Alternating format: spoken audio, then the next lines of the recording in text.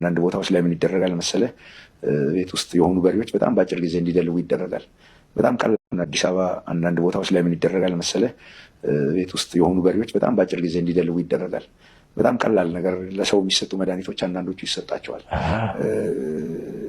በመርፌ ይወጋሉ ከብቶቹ ማለት ነው። ስታየው በጣም ነው የሚያብረቀርቀው። ተሰቅሎ ስታየው በጣም ያምራል። ወዛም ነው ምናምን ትበላለህ ምናምን ነገር እንትን አይጠፋ ስትል ስትሮክ መጥቶት ቤታለስ ይለዋል። ከዛ በኋላ ምንድን ነው የለም።